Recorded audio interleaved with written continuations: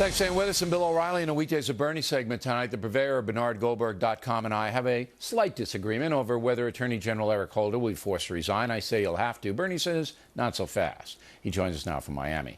But even Tom Brokaw agrees with me on this. Roll the tape. Does he stay in the job?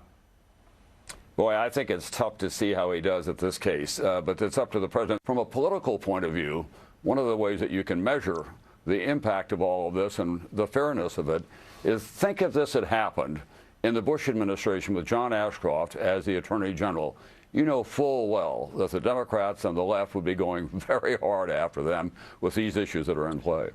Wow, Brokaw trying to be fair and balanced there, Bernie, and you say? Well, as moved, I mean, as touched as I am, Bill, by the fact that you and your new best friend, Tom Brokaw, finally agree on something. Right. In this case, that Eric Holder can't survive. I'm saying, unless you give me a timetable to go along with your bold prediction, you're not telling me enough. For one thing, when's he going to go? I never said that he was going to. He's going to go in late August when everybody's on vacation. Friday. Exactly. Friday night. Late August, about 5:30. We have no disagreement at all if that's your position. Right. I didn't know that was your position. No. He's not going to go now. They're going to ease him out when everybody's on vacation. Late August, Friday, 5:30. You know, he goes, hey, I need a break. I got to go. See ya. That is word for word my position.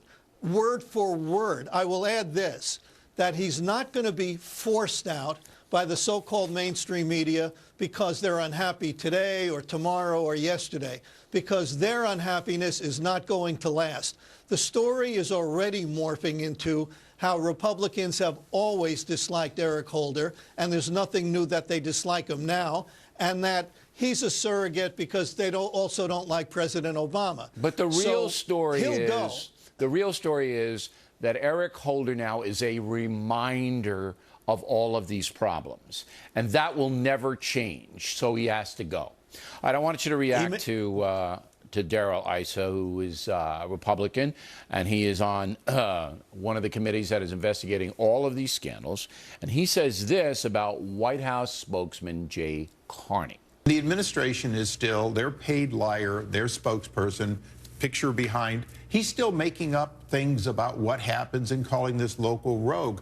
There's no indication. The reason that Lois Lerner tried to take the fifth is not because there's a rogue in Cincinnati. It's because this is a problem that was coordinated in all likelihood right out of Washington headquarters, and we're getting to proving it.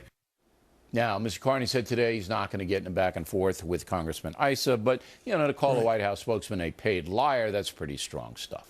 Right, yeah. Whether Jay Carney is a liar or whether he's simply a public relations man who puts the best spin on things for his client, the president, this is not a smart thing for Congressman Issa to say.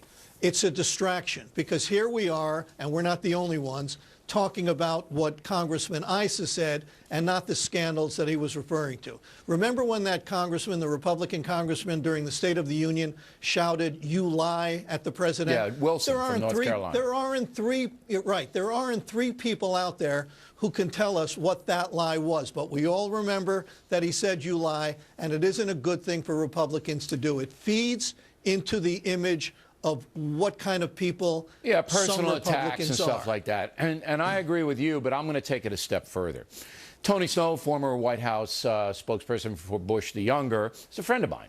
And there were times when Snow had to defend things, particularly about the Iraq War, where he could take it up to a line and, you know, hey, it's not going well, you know, and that. And I said to Snow, I said to him, look, you're by nature a journalist. What is your take when you get into a corner where you know the truth is not flattering to your boss? What do you do? And Snow basically said, I shut it down. I basically go on to another topic and this and that. Because you cannot throw your boss under the bus. So you got to make a decision whether you want to do that job, knowing even if the boss did something wrong, you can't say it. And that's why I don't think it's fair to Carney, because those are the rules. I'll give you the last word. Do you remember Baghdad Bob during the Iraq War.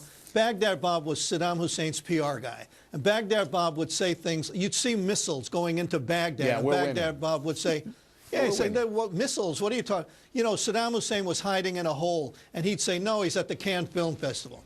Well, Baghdad Bob had a son. People don't know this. Baghdad Bob had a son. In Baghdad, he was Baghdad Bob Jr., but they snuck him out to America, and they changed his name. His name was, they changed it to Jay Carney. I don't know what happened to this Jay Carney fella. He's Baghdad Bob. He's saying things that you shake your head and you say, are you kidding? Well, that's the job of the White House press corps, to nail him to the wall when he does that. We don't have to like it. That's his job. Our job is to say, are you kidding? And that's the job of the White House press corps, and I hope they do it. Bernie, thanks very much. We have a BillO'Reilly.com poll question for you. Make a prediction. Will Attorney General Eric Holder be forced to resign? Yes or no? We'll give you the results later this week.